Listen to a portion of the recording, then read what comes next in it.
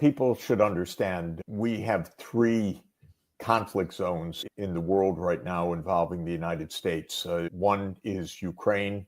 The second is Israel's wars in the Middle East. I'll call them wars because Israel is in Gaza, in the West Bank, in Lebanon, in Syria. And the United States is right there with Israel on everything, including, as you say, the bombing of Yemen and the threats to bomb Iran. The third conflict area, so far, Cold War, if you could put it that way, is with China. But there too, the administration's rhetoric is utterly bellicose, talking about preparing for a possible coming war in most irresponsible and reckless ways. By the way, when it comes to issues in the Western Hemisphere, there's no language of peace. The rhetoric about Canada is disgusting. The rhetoric about Greenland is as bellicose as it can get, to claim that another country or territory of another country is going to become America's. The rhetoric vis-a-vis much of South America is similar, in Central America regarding Panama and other countries. So this is not peace talk. This is all mixed up. But in Ukraine, okay, good progress to some extent. But in the rest of the world, a lot of bellicosity. And what is happening inside the administration, apparently, vis-a-vis China, is a lot of war talk, preparing for war. This is not yet the public face. This is what is apparently being said in semi-private. There seems nothing to be completely private in this administration, but at least this is what the scuttlebutt in Washington is, that there's war talk, war drums beating vis-a-vis China. So no, this is not an administration of peace. This is an administration that is pursuing, I'd say, multiple and contradictory approaches to American foreign policy. So I had hoped when Trump came into office that he would be a person of peace. I think what he's doing in Ukraine is positive and noteworthy, although a bit clumsy and inconsistent. What he's doing in the Middle East is doubling down on Israel's massacres and complete reckless behavior and war crimes and viciousness, the likes of which we have not seen for a very long time. I would say with the British, it is a long tradition of Russophobia, a tradition that actually dates back almost 2 centuries. After all, Britain fought the first Crimean War, essentially like our current Ukraine war, which I call the Second Crimean War. That was a war in which the British Empire fought Russia to try to push Russia out of the Black Sea region, because the British Empire thought that Russia was a competitor. And the British concocted fairy tales about the Russian intention to invade British India, this great game of Central Asia. All in all, it's to say that European positions, to my mind, make no sense. I've told European leaders that for years. They have succeeded in getting Ukraine to the point of destruction, and they continue on in this way. For Britain, a kind of craziness goes back a long time. Starmer is utterly irresponsible, talking about war, talking about planes in the sky, boots on the ground, in a way which could get a lot of people killed, including his countrymen. Totally reckless. Of course, von der Leyen based her whole presidency of the European Commission on war with Russia. She also tried to become head of NATO, which says a lot, because NATO and the European Union became so hopelessly intertwined that one could not distinguish the one from the other. And this was another reason why even issues Ukraine's participation in the European Union got totally entangled with the US-led military alliance. Macron, I have to say, I know him personally, and I just find him inconsistent. I've spoken with him about these issues and heard in private things that are different from what he says in public. I really resent that when we're dealing with life and death issues. And so I think to an extent, they're politicians being politicians. And very importantly, I've said that the war could stop. And it's interesting in Ukraine, we're getting to an end of that war. We are. But why doesn't it stop in one day? Because they're still not saying publicly the truth. What Trump is right. He's trying to get peace there. He says this is Biden's war. This is absolutely right. He's trying to end it. But instead of saying the clear things, NATO will not enlarge. There will be a territorial adjustment given the history of all of this, and there will be security guarantees through the United Nations.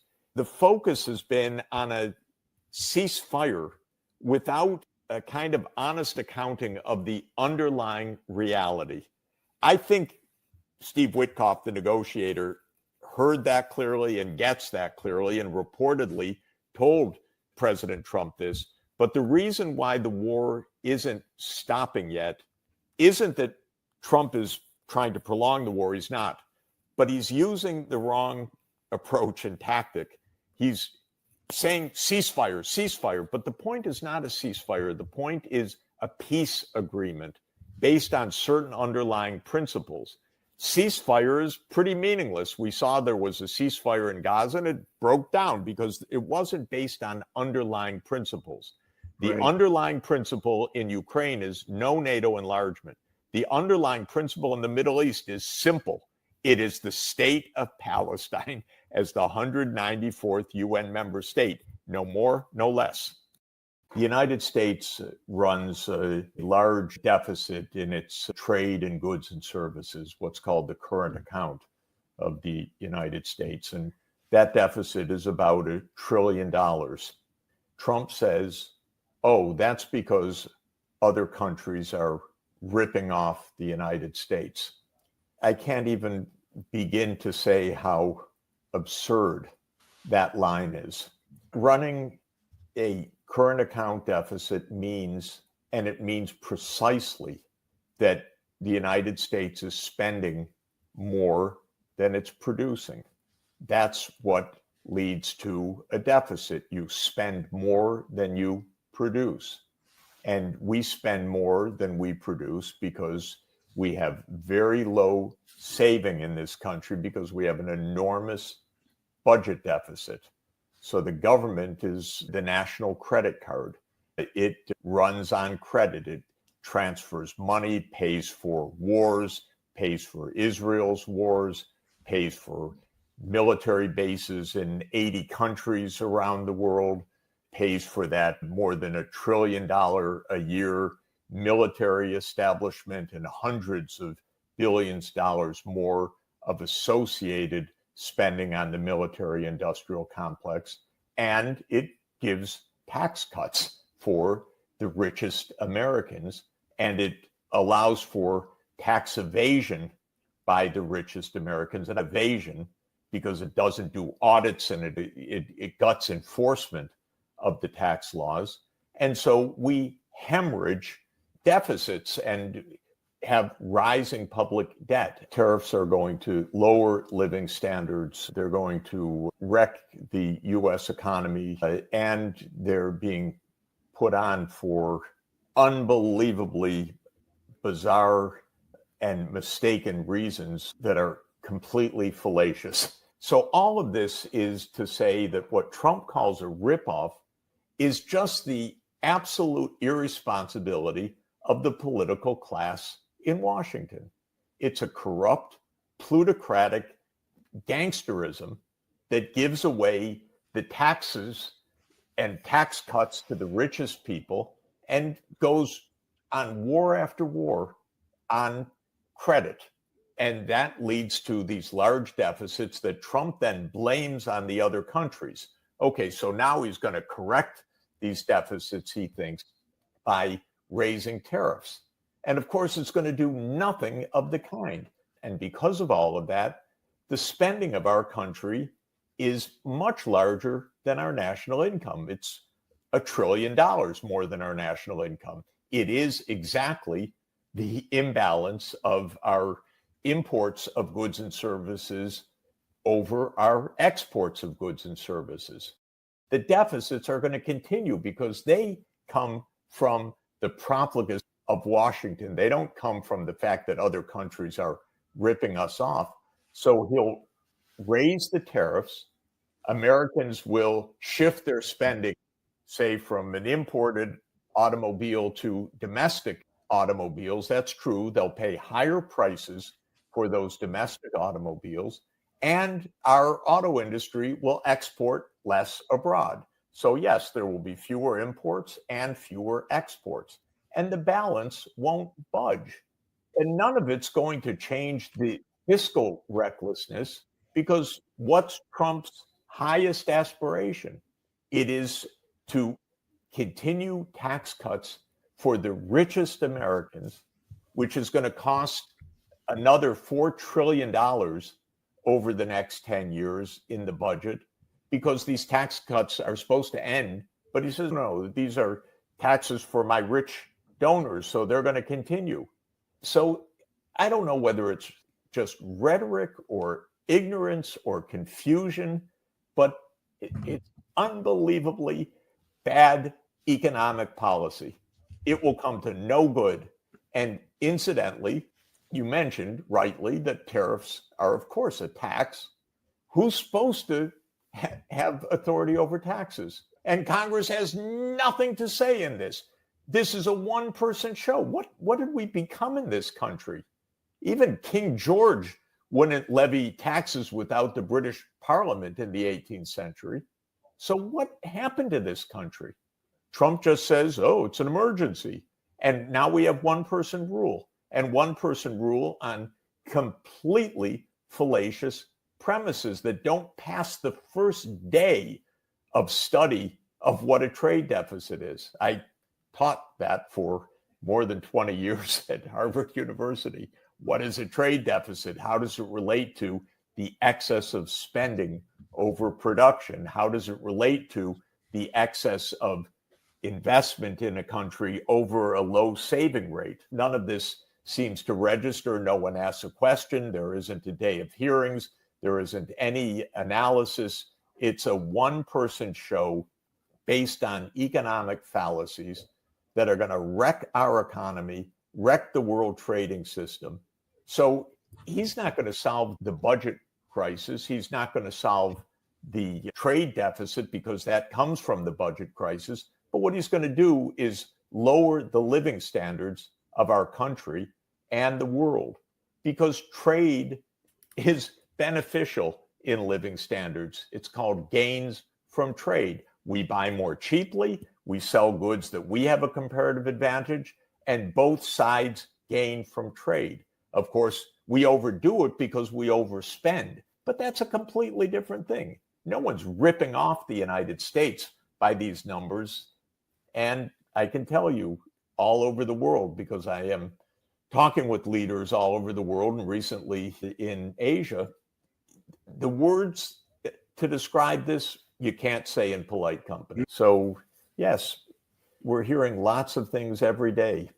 It's not policy. It is making the entire rest of the world view what's happening in the United States with kind of utter shock at the moment. There's no analysis. There's no systematic policy. There's no law. There is no review. There is no scrutiny. There is one person with his beliefs, his whims, his claims on all of this. And we designed in 1787 in Philadelphia a constitution based on responsibility of three parts of government, assigned tax authority to the Congress, and particularly to the lower house of Congress, where tax legislation has to originate. And our system is being trashed, and it's being trashed for completely erroneous reasons. Why Europe wants continued war, why Europe is incapable of sending an official to Moscow to discuss peace with the Russians is bewildering. It is, among every other consideration, shocking incompetence, period. Maybe that's an explanation. It's not a great explanation, but it is an explanation. Europe should be speaking with Russia. It should be discussing. It should be negotiating. It should be expressing its security concerns. It should be trying to find a way forward. Maybe it would prove impossible, but they don't even try. They do not even try a moment of diplomacy. That is what is absolutely unforgivable. Not a moment of diplomacy. And shame on Starmer, Macron, and others for not even trying. They say they've tried. This is so bizarre, so ignorant of reality. Yes, Macron went to see Putin and he got turned down for what he offered, but that was at a time when Biden was gunning for war and Russia had its eyes on the United States. Now the US is giving them an exit ramp and they cannot find it. They can't take it. They can't understand that this is the best for Europe to have an exit ramp from this war and that it's the best for Ukraine. They simply can't understand that or refuse to. Europe basically doesn't have any foreign policy right now. Europe is in a state of confusion. Of course, France has its traditional role, if I could call it that, in the Eastern Mediterranean. So it's around, but Europe is not coherent on any issue right now, not on Ukraine, not on Israel and Palestine, not on the United States. Europe is in a completely discombobulated state, not knowing what to do. And I think probably by the hour, spending most of its time on the coming US tariffs and a little bit of time on Ukraine, and from what I can see, almost no time at all on the Middle East. When the European Commission under Kallas is the External Affairs High Representative, and when Starmer and Macron tried to rally the rest of Europe, most of them stayed away. And so Europe is without any coherence whatsoever right now. A new government is coming into Germany, also talking tough, whether it's only about rearmament or whether it's about German declarations to prepare for war with Russia. We don't know yet. The government's not in place. But it's possible that there's a quite militaristic front of Britain, France, and Germany that tells Zelensky, who, after all, is a dictator right now. He operates under martial law, despite whatever the public wants to save their lives or to end the war. Maybe these three countries in Europe will urge him on, and this will lead to just more mass deaths and more loss of territory by Ukraine, and ultimately to the destruction of Ukraine, I believe. And Ukraine has found at least two supporters in that, Britain and France. Britain's Russophobia knows no bounds. Britain is always ready, it seems, to hate Russia, to maybe provide some limited armaments and to talk tough. France, again, I think unaccountably, is also warmongering. To what effect? None, other than more destruction in Ukraine. And of course, the lead candidate for the presidency of France, Marine Le Pen, disliked the war. Now she's under arrest and has been sentenced to crimes to prevent her from running for president. It's an ugly scene. They need to learn to stop this. And whether they will or not remains to be seen. But I regard the European policy as horrendously confused, divided, and irrational. Maybe they're just so uncreative and without understanding that a neutral Ukraine is the safest possible thing for Ukraine and for them, but they don't get it. And they haven't gotten it for years. Nothing is very clear because no politician in Europe seems to act in the interest of his or her country. They all talk ridiculous things, actually. They are all highly unpopular.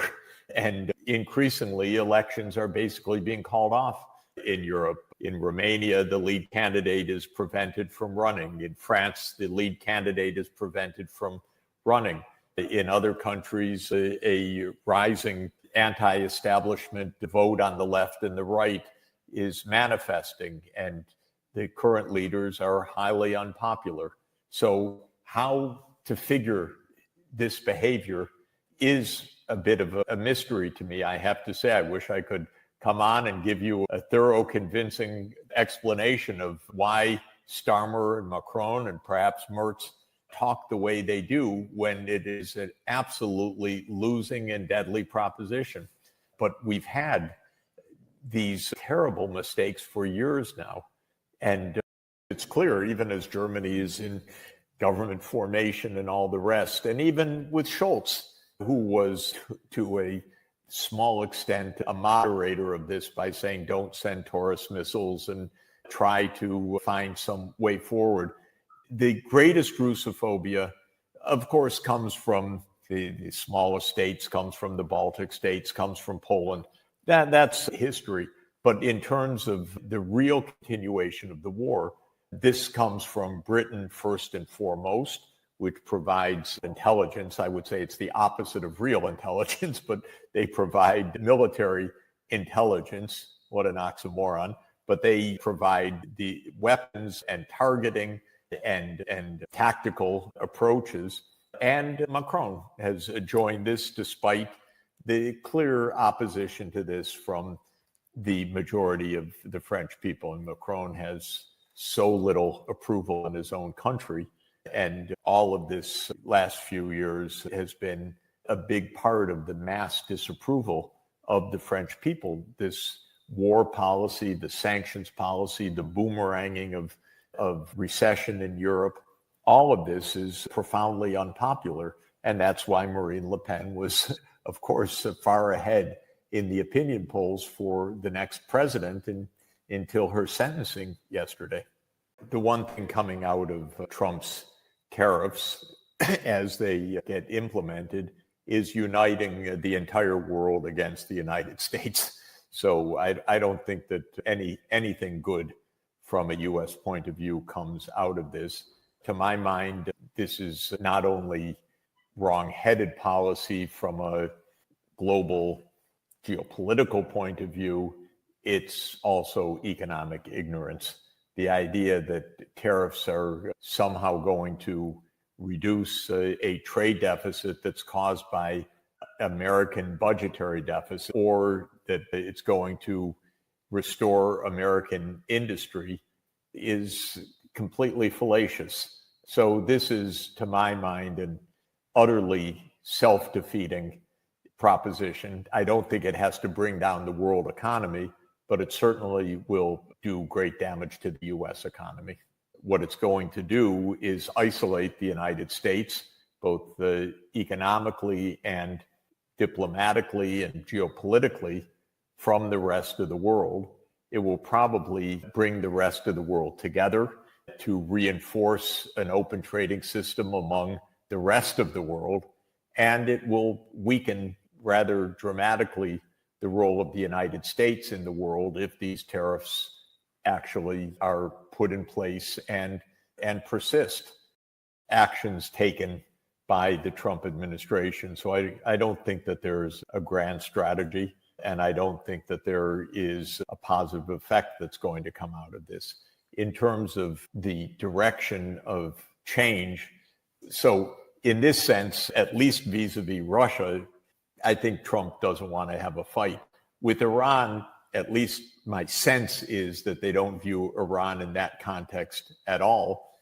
I don't know whether Trump wants or doesn't want a war with Iran, but Iran is not seen in geopolitical terms, say, in relation to US and China as Russia might be. Iran is seen almost entirely through the Israel lens, and Iranian policy is dictated largely through the Israel lobby rather than through any kind of global geopolitics.